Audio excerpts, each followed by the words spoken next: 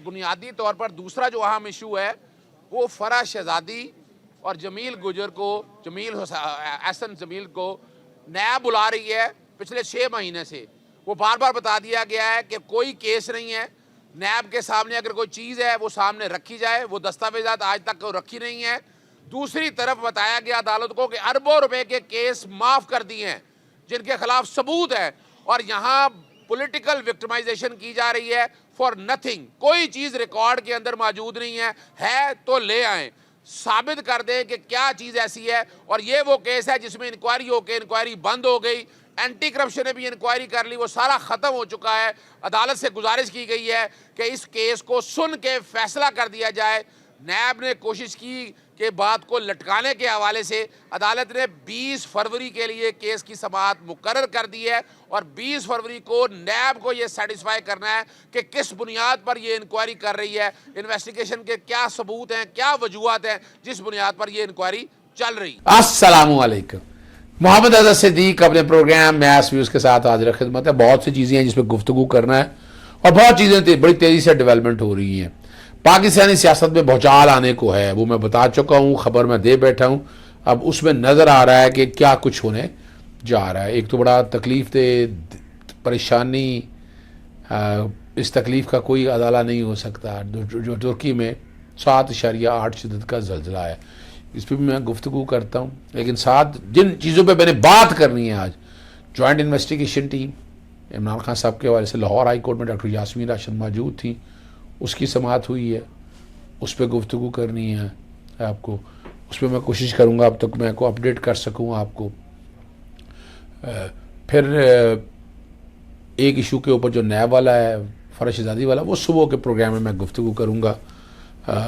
मरीम नवाज़ की जो press conference रही है यहाँ पर, उस पर बात कर रही हैं, और शेख रशीद साहब के जो केस है इस्लामाबाद के अंदर, उस पर गुफ्तगू होगी। सबसे पहले आपको बताते चलें, तुर्की और शाम में 7.8 शिद्दत का ज़लज़ला है, 500 से ज़्यादा अफराद जो है ना हिलाक हो गए हैं। ये तुर्किया के जनूब और शुमाली शाम में 7.8 शिद्दत का ज़लज़ला है। तुर्की में कम अज़ कम, जो जब तक मैं बात कर रहा हूँ, 284 और शाम में 245, ये तादाद इससे बहुत ज़्यादा है, वो सारी आ जाएगी। सैकड़ों अफराद ज़ख्मी हुए। जो चीज़ें बताई गई हैं वो मैंने आपके सामने रख दी हैं। और अमरीकी जियोलॉजिकल सर्वे ने ये बताया है, और कई बताया है कि जहाँ शिद्दत वही नापते हैं वही बताते हैं।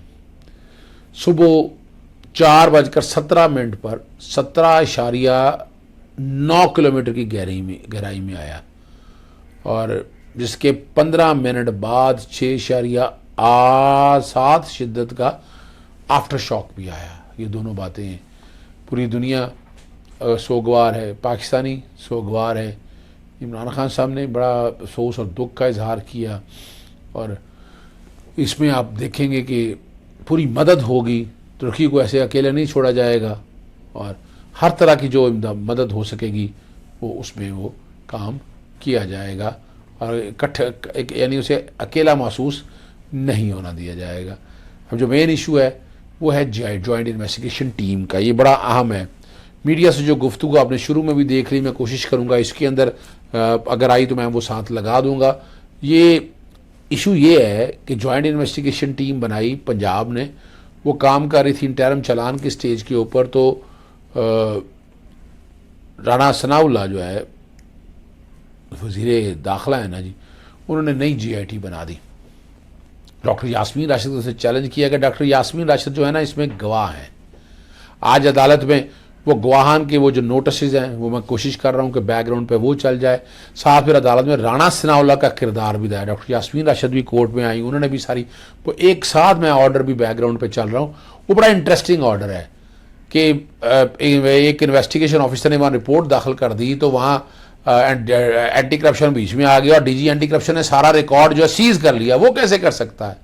अदालत ने उस बारे में भी वजाहत मांगी है। 9 तारीख के लिए डेट रखी है। अदालत ने मुतासरा फरीक होने के बारे में सेटिस्फाई किया। वो सारी जो गुफ्तगू मीडिया के साथ है वो आप अभी देख लीजिएगा मैंने क्या गुफ्तगू की है। दूसरा जो मामला है गुजरांवाला में कंटेनर पे जो फायरिंग वाला मामला है, केस में वीडियो लिंक के ज़रिए समाअत हुई। मरकज़ी मुलजिम नवीद समेत 4 मुलजमान को सेंट्रल जेल वीडियो लिंक से शामिल किया गया। जुडिशल रिमांड में तौसीह कर दी है और केस की समाअत आइंदा 20 फरवरी को होगी। मैं मरीम सफदर का आखिर में लेके जा रहा हूँ, मैं इसको इतनी अहमियत नहीं देता, लेकिन उसको मैं कोशिश करूँगा जो बातें कि उसका जवाब दे दूँ। शेख रशीद के खिलाफ जो कराची हब में दर्ज मुकदमा पर कार्रवाई से रोक दिया, इस्लामाबाद हाई कोर्ट ने बहुत ज़बरदस्त अपने इख्तियारात का बिल्कुल सही मानो है। एनफोर्समेंट ऑफ फंडामेंटल राइट की बात है। शेख रशीद साहब शहरी हैं इस्लामाबाद के, इस्लामाबाद से बाहर जाकर क्यों ले जाएं? अगर बनता हो तो तब लेके जाए ना जी। और कार्रवाई से रोक दिया हुआ है। जस्टिस तारिक महमूद जहांगीरी के सामने ये केस की समाअत हुई है। अब वकला ने अदालत के सामने पेश हुए, अपना मौक़िफ़ रखा। थाना अमपरा के तलबी के समन के ज़िम्मन में मज़ीद कार्रवाई से रोका था। इस दरख्वास्त पर मुकदमे का इंदराज किया और गिरफ्तारी की। एक और FIR कराची में दर्ज होगी। शेख रशीद पुलिस की हिरासत में थे। और जस्टिस तारिक महमूद जहांगीरी ने मार्क्स दिए कि बयान देने की जगह पोली क्लिनिक हस्पताल है, तो कराची में मुकदमा कैसे दर्ज है? पहले से बात कर रहा हूँ, आपको याद होगा ये वकूआ जो है वो हुआ ही इस्लामाबाद में, तो कराची कहाँ से आ गया मुकदमा दर्ज करने के हवाले से?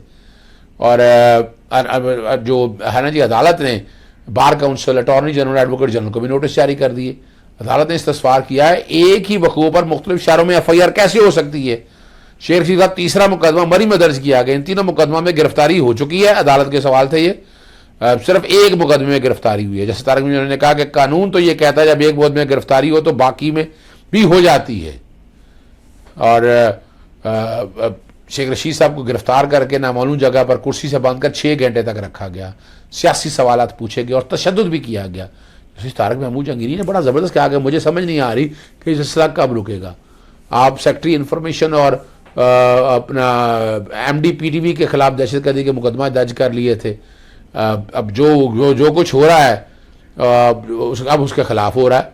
ज़रा सोचिए, अगर खातून सेक्रेटरी इंफॉर्मेशन को अपना बुढ़ पीर में पुलिस गिरफ्तार करके ले जाती तो क्या होता। और कराची में मोचको और लसबेला थानों में गिरफ्तारी से रोक के जुमेरात तक अदालत ने कार्रवाई मुलतवी कर दी है। और यहाँ जो मरी वाले मामले के हवाले से भी वो उसकी अलहदा एक दरख्वास्त अदालत में दायर कर दी गई है कि उसमें भी रोका जाए। इंस्पेक्टर जनरल पुलिस और सेक्रेटरी दाखिला वगैरह सबको फरीक बनाया है। इस दरख्वास्त में मौक़िफ़ इख्तियार किया गया।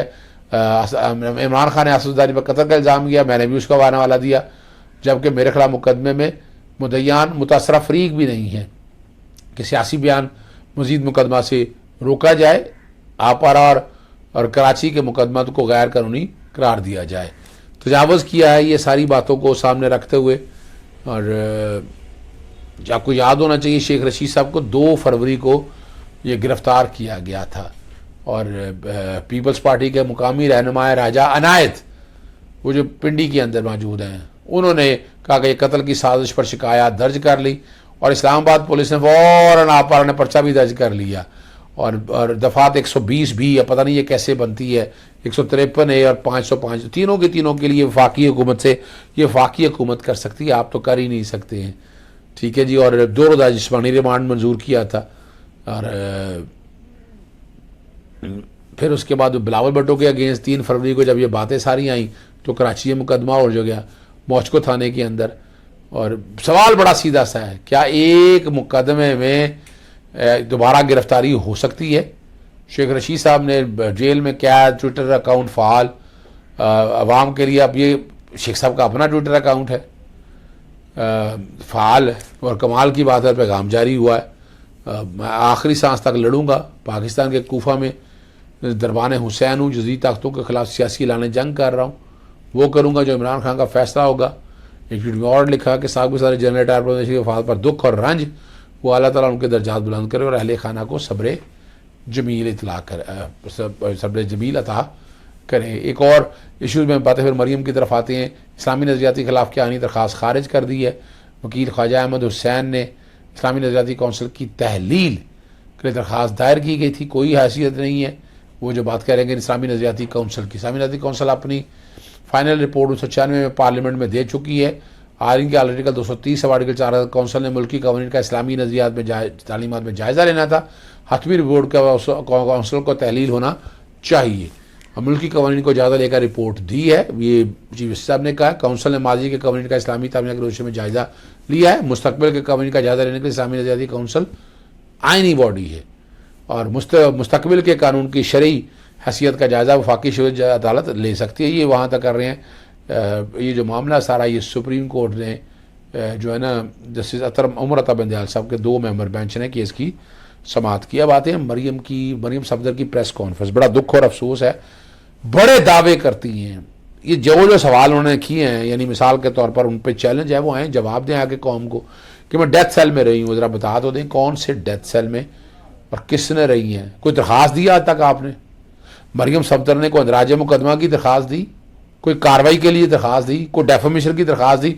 कोई भी नहीं है। तो ये झूठ और फ्रॉड का जो है ना ये बयानिया चल नहीं सकता है। फिर उन्होंने बड़ी ज़बरदस्त बात की कि मईशत ख़राब कर दी इमरान खान ने। वो सवाल उनसे है जी कैसे ख़राब की है, आप रीज़न बताएं कि यहाँ ये इंडिकेटर में ऐसा कुछ किया है, वो भी आपके सामने मौजूद नहीं है। आपको तो बारहा चैलेंज दिया गया है, आप बताएं। और इमरान खान ने कोविड के दौर में जितनी ज़बरदस्त मईशत उसने हैंडल की है, और आपके ज़र मुबादला के ज़खायर अगर देखें, अगर बाकी चीज़ों को आप उठाकर देखें तो कैसा क्या कुछ हुआ आपके सामने मौजूद है। बहुत फ़र्क पड़ा है। फिर उन्होंने कहा जी नैब में हफ्ते में 4 पेशियां, बड़ी हैरानकुन बात है। कौन सी 4 पेशियां जी? क्या अदालत जब बुलाएगी आप पेश नहीं होंगे? क्या एहसान कर दिया इमरान खान के दौर? अब के पर्चों में और उस पर्चों में जमीन आसमान का फर्क है। करप्शन और करप्ट प्रैक्टिसेस के पर्चे हैं, अरबों रुपया है। आपके पास तो है ही नहीं, या तो बताएं आपके पास मौजूद है। जायदाद के मालिक अगर हों तो पीटीडी 2016 की मैं आपके सामने बताया करता हूं। 2016 पीटीडी जिसमें शेख रशीद साहब अपना इनके जो वालिद हैं चौधरी शरीफ साहब, 9,36,311 रुपये आमदन थी। को 50 लाख के करीब एडिशन हुई। जो एडिशन का मतलब है इजाफा हुआ कि ये आपने छुपाई आमदन। इनके बच्चों ने पूरा केस वो लड़ा और आखिर में 9,36,311 1988-89 की आई। तो जिस वक्त जायदादें खरीदी हैं आपके पास तो पैसा ही कोई नहीं था। पूरे खानदान ने तो जायदादें कहां से ले ली? पैसा कहां से आया? हुदैबिया 1 समझिएगा और एवन फील्ड के वगैरह छड़ना, ये हुदैबिया 2 है ये केस। फिर उन्होंने वो यही बात कि जनाब तनख्वाह ना लेने पर निकाल दिया गया। बीबी जरा बात को समझिएगा। आर्टिकल आइन का आर्टिकल 62(1) है, सगेशियस राइटस ऑनेस्ट एंड अमीन, वो बैकग्राउंड पे वो भी चल रहा है कि उसका मतलब है ईमानदार। आपने जब छुपाया, आप मियाँ नवाज शरीफ ने अपने बेटे से बताया शो किया कामा लेने के लिए मुलाजम है, तो मुलाजम है तो आपको फिर तनख्वाह तो मिलनी है ना जी, दुबई के कानून के तहत मिलनी है। आप न आने तो फिर तो आपको कामा रखने का भी राइट नहीं है। तो यहाँ झूठ और फ्रॉड और फ्रेब तो यहाँ भी आ गया ना जी। तो ये भी चैलेंज है कि ये सुप्रीम कोर्ट का फैसला है, फिर नज़रसानी भी खारिज हो चुकी है, कुछ नहीं है इसके अंदर। कब तक बेवकूफ़ बनाती रहेंगी, फ्रॉड करती रहेंगी? सोच समझ के जवाब दिया करें, ऐसे सवाल उठाएं इसका आपके पास जवाब हो। कोई आपके पास जवाब नहीं है, सिर्फ और सिर्फ कौम को बेवकूफ़ बनाने के लिए, बयानिया झूठा बेचने के लिए सारा कुछ करते हैं। इजाज़त चाहता हूँ। अस्सलाम वालेकुम, अल्लाह हाफ़िज़। पाकिस्तान जिंदाबाद।